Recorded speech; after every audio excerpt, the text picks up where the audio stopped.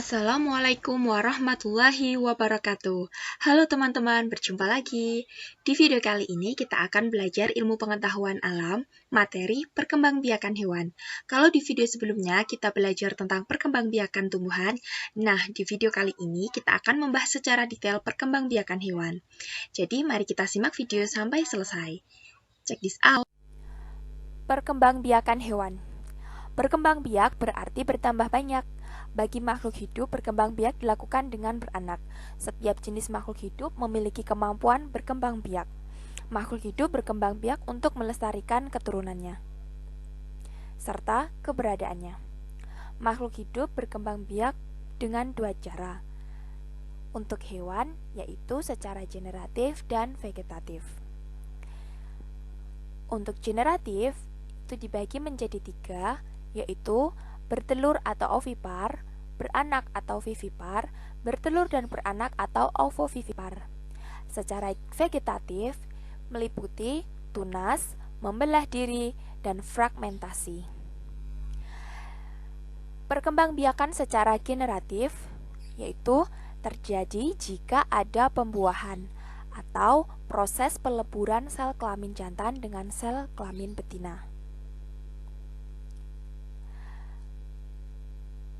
Jika kedua sel kelamin ini bertemu, maka akan terbentuk individu baru.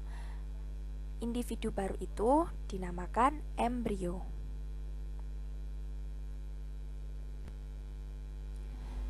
Perkembangbiakan hewan secara generatif itu dibedakan menjadi tiga, yaitu adalah secara bertelur atau ovipar. Berasal dari kata ovum yang berarti telur. Ovum dihasilkan oleh hewan betina atau induk. Di dalam telur terdapat embrio. Nah, telur akan menetas dan menghasilkan individu baru.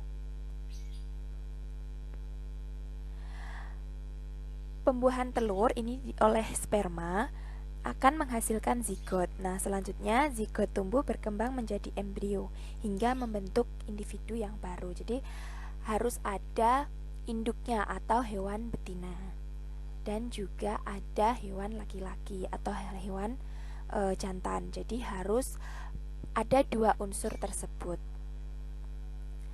Kita lanjutkan untuk selanjutnya. Hewan ovipar, ada beberapa contoh yang masuk ke dalam kelompok burung. Itu ada itik, angsa, dan bermacam-macam burung. Kemudian untuk kelompok ikan itu ada ikan lele, nila, mujair. Untuk kelompok reptil ada ular, cicak, kadal.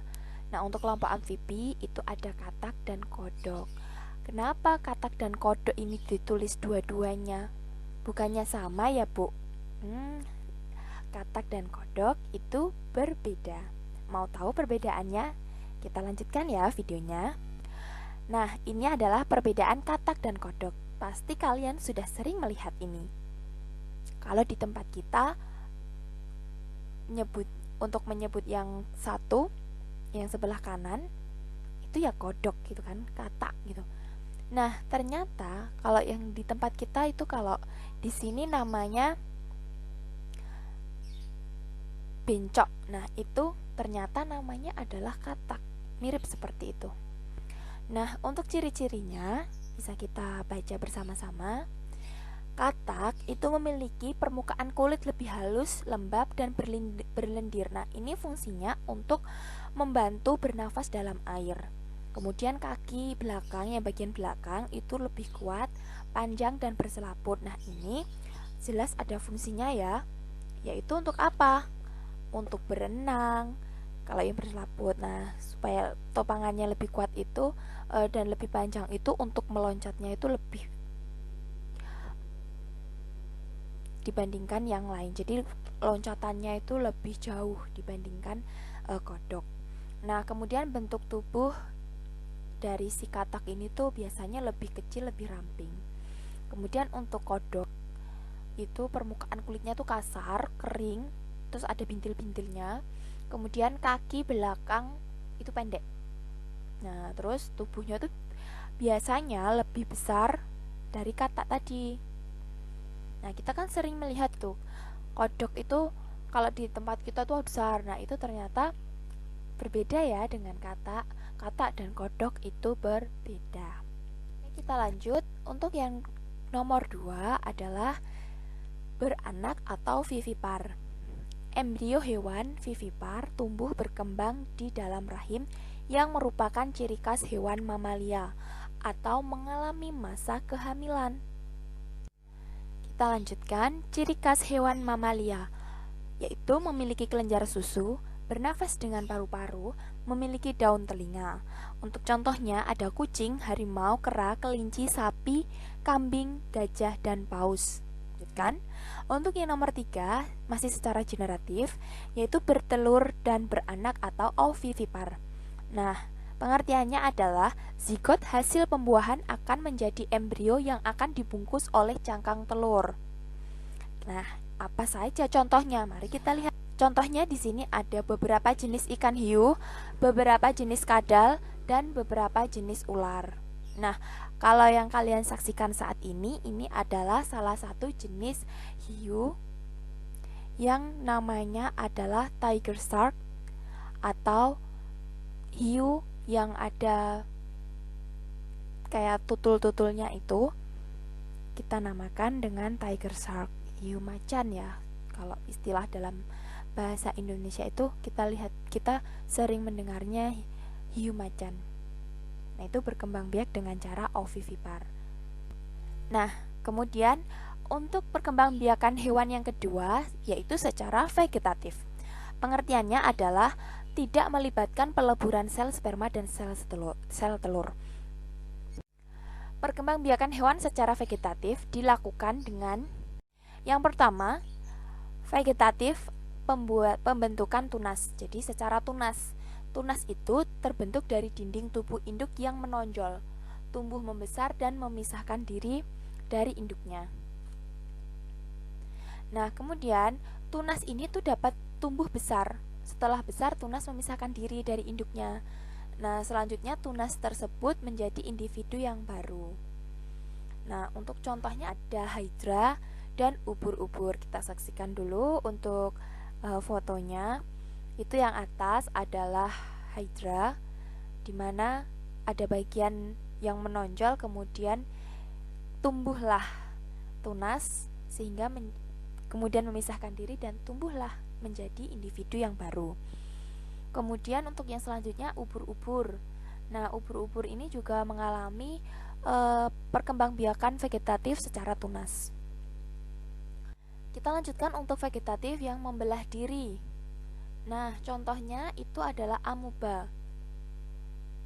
Amuba ini tidak terlihat ya karena ukurannya itu sangat kecil dan dia hanya bersel satu. Amuba ini dapat kita lihat dengan menggunakan mikroskop. Amuba membelah menjadi 2 bagian dengan susunan sama. Kemudian selain amuba, bakteri juga berkembang biak dengan membelah diri. Nah, sekarang coba kalian tahu tidak mengapa makanan bisa membusuk?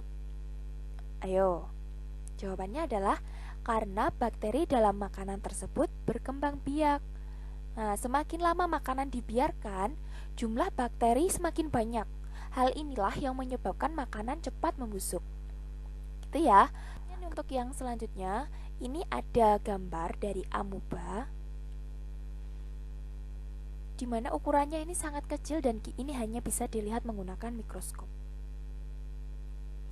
Dan untuk yang ketiga masih vegetatif yaitu secara fragmentasi, yaitu pemotongan bagian tubuh. Induk hewan memotong bagian tubuhnya sendiri tanpa merasa sakit. Jadi memisahkan diri, membelah diri tapi tidak merasakan sakit. Bagaimana ya? Nah, induk hewan memotong bagian tubuhnya sendiri tanpa merasa sakit sama sekali. Selanjutnya, potongan tersebut tumbuh menjadi individu baru. Kita lihat ya, ada apa contohnya? Ada cacing pipih. Nah, kita bisa lihat untuk bagian A itu terpotong alami, ya, atas dan bawah. Kemudian yang B itu terbelah menjadi 2. Ya. Kemudian yang ketiga terbelah menjadi 3, menjadi individu baru. Nah, itu adalah contoh perkembangbiakan hewan secara vegetatif fragmentasi. Oke, terima kasih telah menyaksikan video ini. Semoga bermanfaat untuk kita semua. Jangan lupa materi yang penting tadi dicatat. Ada tambahan-tambahan ketika saya membacakan materi, silahkan untuk dicermati bersama. Terima kasih, sampai berjumpa di video-video selanjutnya.